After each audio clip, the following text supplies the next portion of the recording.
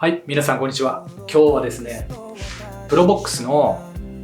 ハイブリッド車とガソリン車で、悩んでる方に向けてですね、ちょっとね、情報発信をね、したいというふうに思ってます。ハイブリッドは静かだよとか、いろんなその要素はあるんですけども、燃費の問題っていうところと、その走りのですね、違いっていうこの2点について、少し、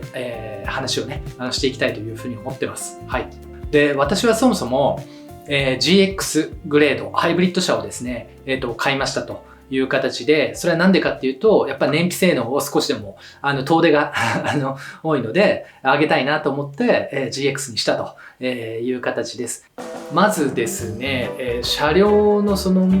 ース的なものをある程度揃えないと比較にならないというふうに思ったんで、ガソリン車は、G グレードで、ハイブリッドは GX グレード。この2つで、比較の方を、していきました。価格の部分の差なんですけど、GX グレードが、182万8000円。で、G グレードの方が、170万8000円なんで、その差がですね、12万円という形になります。燃費の部分でこの12万円の差がどのぐらい影響してくるのかっていうのをちょっと私なりに、計算をしてみました。GX グレード、ハイブリッドですね。が、リッターで WLTC モードで、22.6 キロ走ります。それに対して G グレードは、17.2 キロ走りますと。で、ここでちょっと1キロあたりのいくらかかるのっていうのを、ちょっと弾き出そうというふうに計算しました。レギュラーのガソリンが、だいたい170円っていうのを、ロックして、170円だった時にどうなるのかっていうのを、ちょっと皆さんにね、お伝えできればというふうに思ってます。まず GX グレードなんですけども、リッター170円のガソリン代割ることの、リッター 22.6 キロ走ります。イコール1キロあたりかかるコストは 7.52 円ですと。続いて G グレード。リッター170円のガソリン代割ることのリッター 17.2 キロ走る。イコール1キロあたり 9.88 円のコストになると。もうちょっとね、計算なんのこっちゃみたいな感じになる人も多いと思うんですけど、その差額がですね、ガソリン車が 9.88 円引くことの、GX ハイブリッドが 7.52 円イコール、1キロあたり 2.36 円の違いが出ると。先ほど価格差が12万円って話しましたけども、12万円を燃費の差で割ると。そうすると、12万円割る 2.36 円なんで、5847キロという形になります。もうここだけ覚えてもらえばいいのかなと思うのが、約5万キロ走るとその12万円の差を埋められるという計算になってます。結論ですね、5万キロ以上、走った段階で、ハイブリッド車の方が、得になっていくと。あとは、例えばこれね、リセールで売るときも考えたときに、多分 GX の方が値段がつきやすいんで、そういった部分でも、ハイブリッドの方が、もしかしたらその価格メリットっていうところに関してはあるかもしれないっていう形です。はい。で、続いて、パワーの方のね、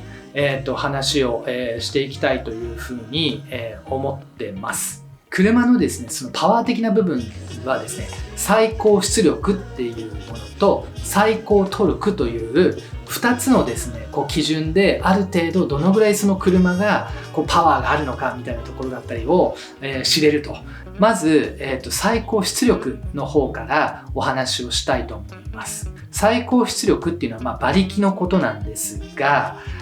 馬力のことを PS という表現をします。これはドイツ語で、プフェルデシュテルケン、というの略語になってまして、英語で言うとホースパワーという形になります。馬力のことを指しますと。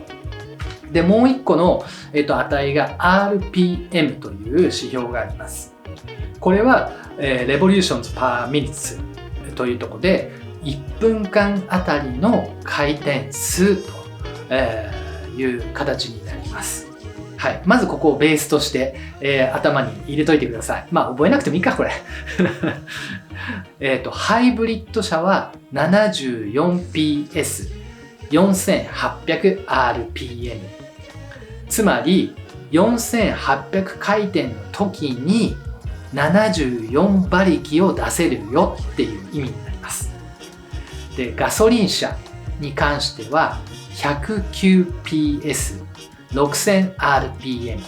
つまり6000回転の時に109馬力出せるよっていう、意味になりますと。速く走る力は、ガソリンの方が上という形になりますと。ただし低速時の時はモーターがハイブリッド動くっていう形なんで、スッとこうね、行くというのがハイブリッドのメリット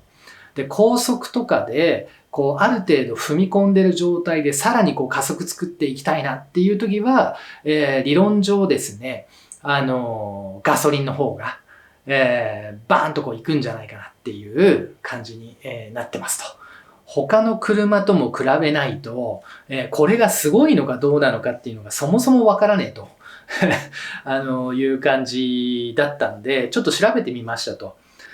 ちなみに普通車の標準は、だいたい100から 130PS ぐらいと言われてるみたいなんで、まさにですね、プロボックスはハイブリッドに関しては普通車よりもちょっとこの最高出力は劣ると。で、ガソリン車は普通車並みという形になります。じゃあ、これね、ちょっとフ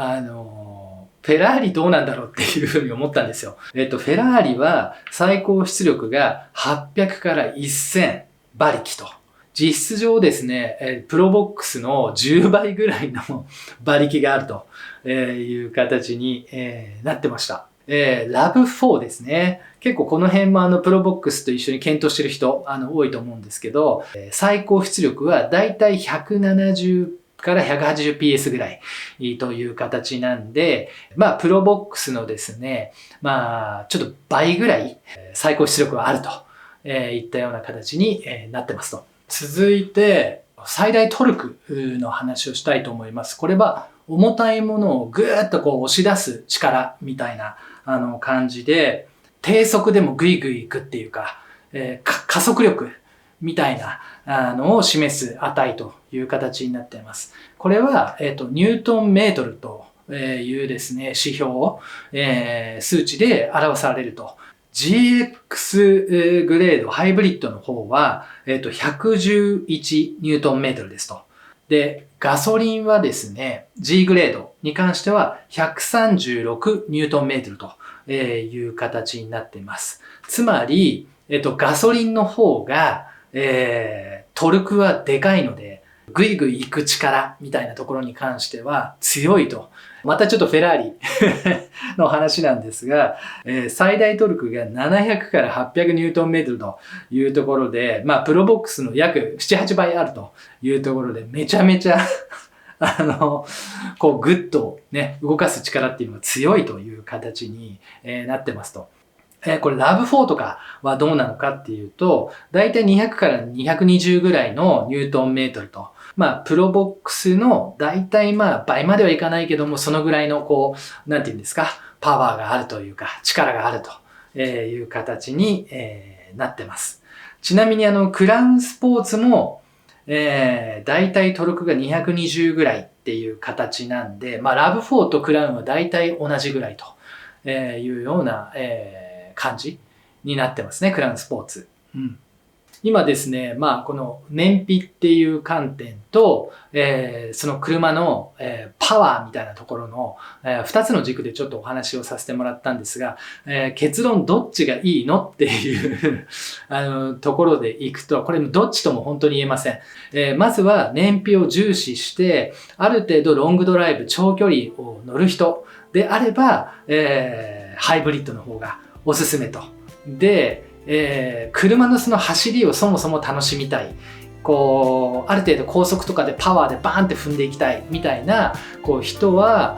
ガソリンの方が、パワーは、あるのかなっていうふうに思ってるので、ガソリンの方がおすすめですと。なので、その個人のこうやりたいスタイルに合わせて、燃費重視なのかパワー重視なのかみたいなところで、ガソリンにするか、ハイブリッドにするかっていうのを、決めてもらうのが一番いいのかなっていうふうに、思ってます。あとですね、そもそもハイブリッド車の方は四駆がないんですね。で、私も本当にやっぱり海とか山とか出かけるんで、やっぱ 4WD の方がいいなっていうのはすごくあったんですけど、燃費の効率を、私の場合は取ったという形になってます。つい先日もちょっと砂浜で埋まりかけそうになりましたと。もちろんオープンカットで履いてるんですけど、結構ね、ちょっとスタックしそうなギリギリの場所だったんですね。で、あの時に、やっぱ四駆の方が良かったかなっていう風に、ガソリンでっていう風にもちょっと思ったんで、やっぱそのアクロをですね、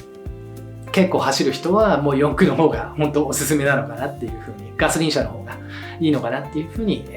思ってますと。はい、皆さんいかがだったでしょうか。私もね、いかんせん素人なんで、素人が調べた中でのちょっと発信っていう形になっちゃってるんで、プロの方からしてみたらちょっとここが違う、あそこが違うよっていうこともきっとあると思うんですけども、ご容赦いただけたらなというふうに思ってます。プロボックスに関する、カスタムとかだけじゃなくて、面白い情報なんかも発信、していきたいというふうに思ってますので、ぜひですね、チャンネル登録だったりとか、コメントだったりとか、グッドボタンだったりとか、いただけたら本当に嬉しいなっていうふうに思ってます。それではまた。プロボックスと私、潮風の中で小さな幸